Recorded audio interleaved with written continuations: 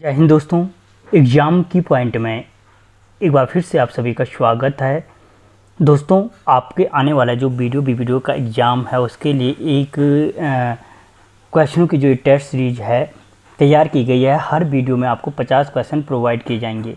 इससे सिंपल आपको पता चल जाएगा कि आपकी तैयारी कैसे चल रही है। तो दोस्तों, क्वेश्चन सरल से कठिन की तरफ बढ़ेंगे हम। तो देखते हैं आज का जो पहला क्वेश्चन है, बुरांस को किस वन अधिनियम से संरक्षित किया गया है। तो दोस्तों, जो बुरांस को संरक्षित किया गया है वन अधिनियम 1974 के द्वारा संरक्षित किया गया है। उत्तराखंड का क्या है, राजकीय वृक्ष है क्या, बुरांस। ठीक है, रोडोडेंड्रॉन अर्बोरियम। अगला क्वेश्चन, उत्तरकाशी से भिलंग घाटी के लिए मार्ग किस दर्रे से जाता है।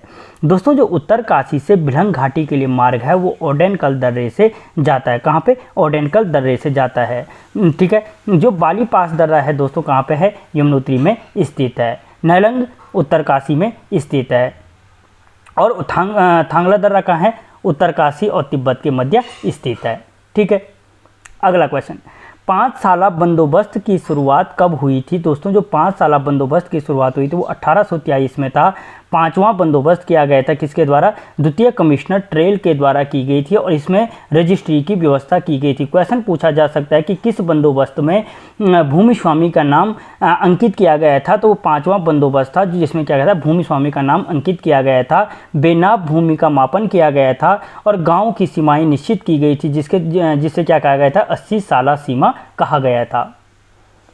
अगला क्वेश्चन, गौमुख से देवप्रयाग तक भागीरथी की लंबाई है। दोस्तों, जो गौमुख से देवप्रयाग तक भागीरथी की लंबाई है 205 किलोमीटर है और 195 किलोमीटर यहाँ पे कौन सी मिलती है, देवप्रयाग में इससे अलकनंदा नदी मिलती है। गंगा नदी की लंबाई कितनी है, 96 किलोमीटर है। कुछ किताबों में इसे 90 किलोमीटर दिखाया गया है। कितना, 90 किलोमीटर दिखाया गया है। ठीक है, याद रखना, आप दोनों में से क्या सही होगा वो देख लो।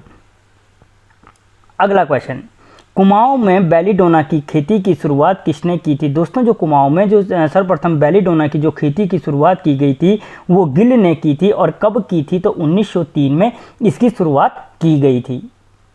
अगला क्वेश्चन, किस परमार शासक की तुलना औरंगजेब से की जाती है। परमार शासक की तुलना औरंगजेब से की जाती है, मेदिनी शाह की तुलना की जाती है। जो कौन था, पृथ्वीपति शाह का पुत्र था और फतेहपति शाह का पिता था। ठीक है, इसने क्या किया था, जो सुलेमान सिकोदा जिसने 1658 में क्या किया था, पृथ्वीपति शाह के दरबार में शरण ली थी। ठीक है, तो उसने उसको पकड़ाकर कोटद्वार में क्या कर दिया था, फिर से औरंगजेब को सौंप दिया था। अगला क्वेश्चन, घटोत्कच का मंदिर किस जनपद में स्थित है। तो दोस्तों, जो घटोत्कच का मंदिर है वो आपके चंपावत जनपद में स्थित है। यहाँ पर चंपावत में आगे नौढुंगागढ़ है, देवीधुरा मंदिर है, बाणासुर का किला है, मायावती आश्रम है, श्यामा ताल है। ये सारी चीज़ें कहाँ पे हैं, चंपावत में स्थित हैं। अगला क्वेश्चन, कलाविदों का शिरोमणि किस परमार शासक को कहा जाता है। तो सुदर्शन शाह को कलाविदों का शिरोमणि कहा गया है। किसको, सुदर्शन शाह को कहा गया है। किसने कहा था, तो मूरक्रॉफ्ट ने कहा था। मूरक्रॉफ्ट ने टिहरी की यात्रा कब की थी, तो 1820 में की थी। किसके शासनकाल में, सुदर्शन शाह के शासनकाल में की थी और इसी ने सुदर्शन शाह को क्या कहा था, कलाविदों का शिरोमणि कहा था। अगला क्वेश्चन, राज्य की प्रथम महिला द्रोणाचार्य पुरस्कार प्राप्तकर्ता महिला है। तो दोस्तों, प्रथम द्रोणाचार्य पुरस्कार प्राप्तकर्ता जो महिला हैं वो हैं हंसा मनराल। कौन है, हंसा मनराल हैं। अगला क्वेश्चन, गोरखाओं द्वारा ब्राह्मणों पर कौन सा कर लगाया गया था। तो दोस्तों, वो गोरखाओं द्वारा जो ब्राह्मणों पर कर लगाया गया था उस कर का नाम था कुशई कर। क्या था, कुशई कर था। क्योंकि दोस्तों, इससे पहले किसी भी वंश द्वारा ब्राह्मणों पर कर नहीं लगाया गया था। ब्राह्मणों को पूज्य माना जाता था, लेकिन ब्राह्मणों का मानना था कि गोरखाओं का मानना था कि ब्राह्मणों के केवल पैर पूजनीय होते हैं, सर नहीं। इसलिए इन पे क्या डाला जा सकता है, शासकीय भार डाला जा सकता है। अगला क्वेश्चन, जीतू बगद्वाल किस परमार शासक के समय था। तो जीतू बगद्वाल जो था दोस्तों मान शाह के समय था। किसके समय, मान शाह के समय था। और इसी जीतू बगद्वाल की याद के क्या किया जाता है, जो बगद्वाल नृत्य का क्या किया जाता है, आयोजन किया जाता है मुख्य रूप से गढ़वाल क्षेत्र में, वो जीतू बगद्वाल के याद में किया जाता है। अगला क्वेश्चन, इंडियन नाइज होम आत्मकथा किसकी है। दोस्तों, जो इंडियन नाइज होम है वो हेमंती नंदन बहुगुणा की आत्मकथा है। किसकी आत्मकथा है, हेमंती नंदन बहुगुणा की आत्मकथा है। अगला क्वेश्चन, कत्यूरी राजाओं की उपाधि थी। दोस्तों जो कत्यूरी राजाओं की उपाधि थी वो कौन सी उपाधि लेते धारण करते थे? तो रजवाड़ उपाधि धारण करते थे कत्यूरी राजा। ठीक है, गिरिराज चक्र चूड़ामणि की उपाधि भी यही धारण करते थे। और जो इनके आदि पुरुष माने जाते हैं वो राजा शालिवाहन को माना जाता है, अयोध्या के माने जाते हैं। ठीक है, और सूर्यवंशी माने जाते हैं कत्यूरी। अगला क्वेश्चन, जागेश्वर धाम कितने मंदिरों का समूह है? तो 124 मंदिरों का क्या है? जागेश्वर धाम समूह है। किस गंगा के किनारे है? तो जटा गंगा के किनारे स्थित है। किसके किनारे? जटा गंगा के किनारे स्थित है। तो कत्यूरी वंश ने इसका निर्माण किया था। श्रावणी मेला, यहाँ पर जागेश्वर धाम में कौन सा मेला लगता है? तो श्रावणी मेला लगता है।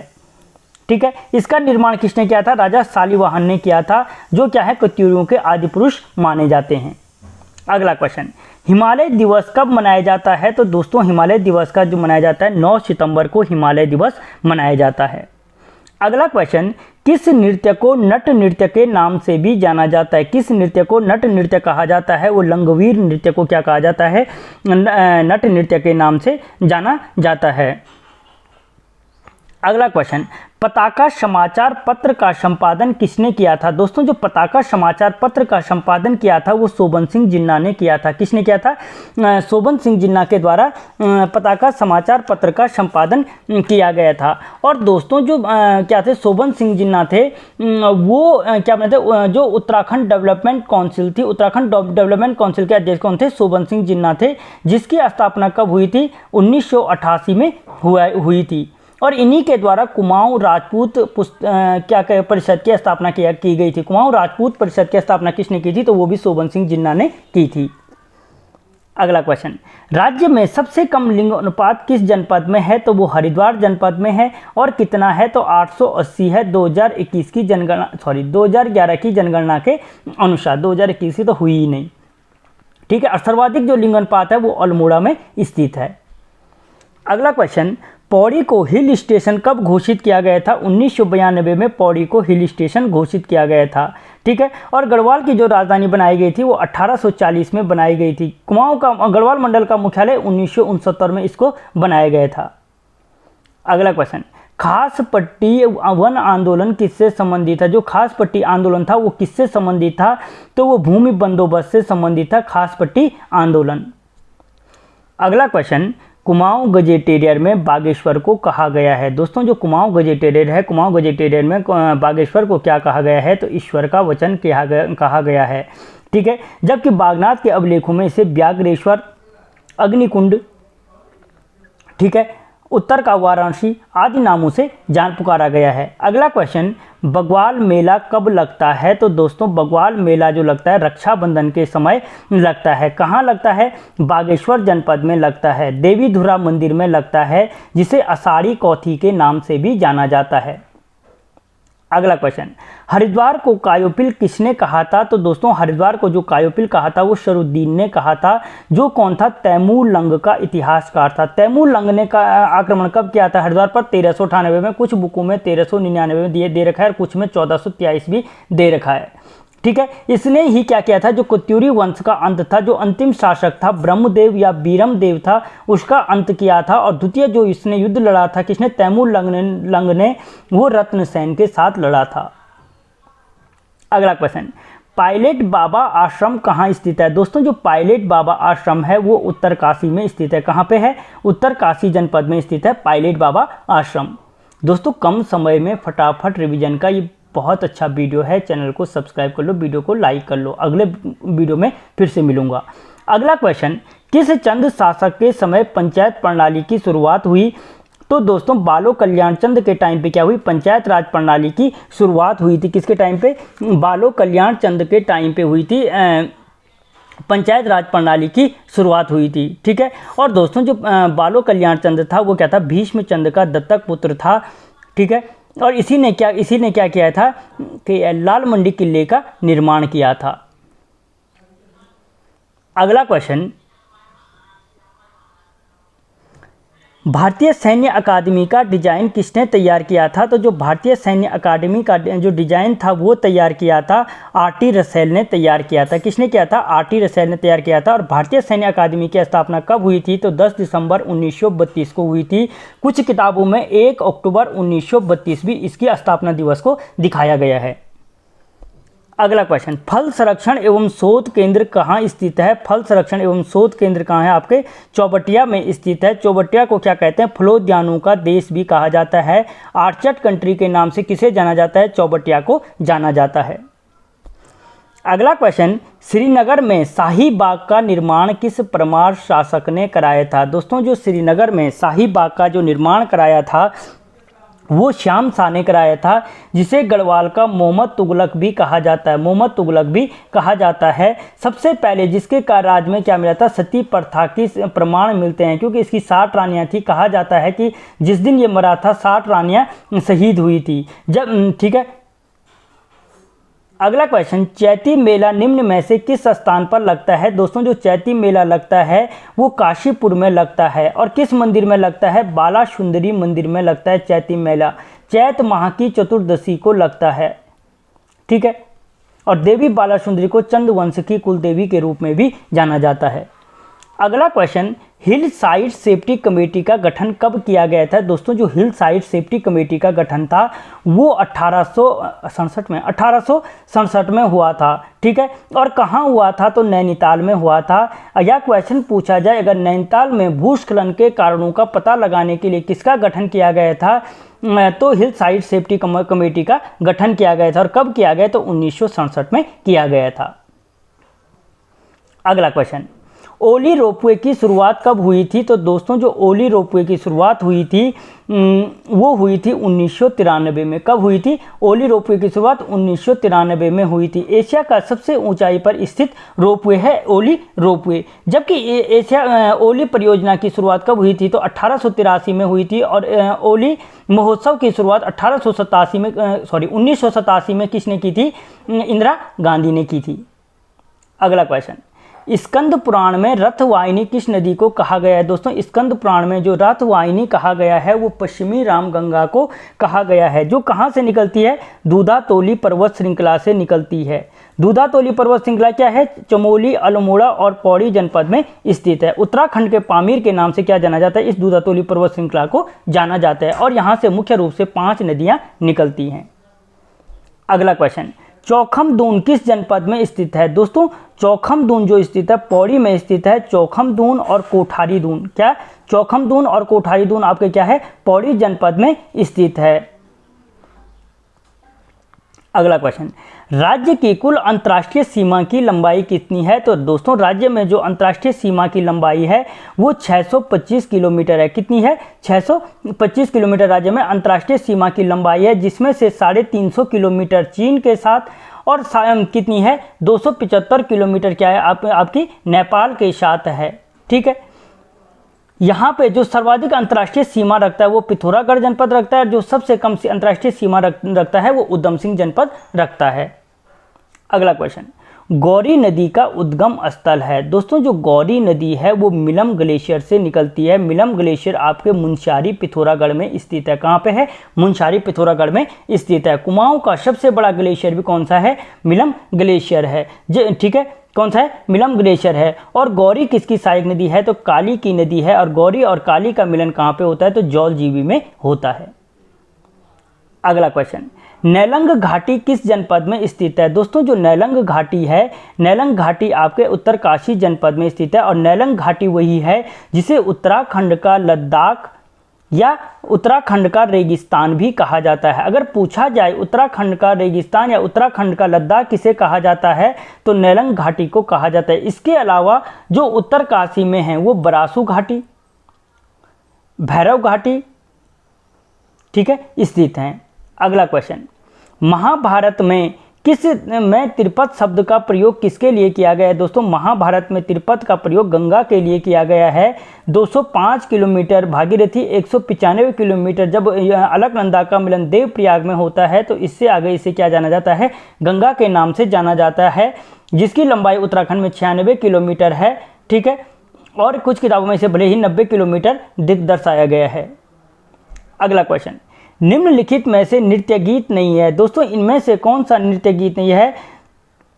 तो सोगुना गीत नहीं है, क्योंकि जो सोगुना है वो क्या है, एक संस्कार गीत है, जबकि नृत्य गीत है चांचरी, झोड़ा, थड़िया और बैर क्या है, ये क्या है, नृत्य गीत हैं।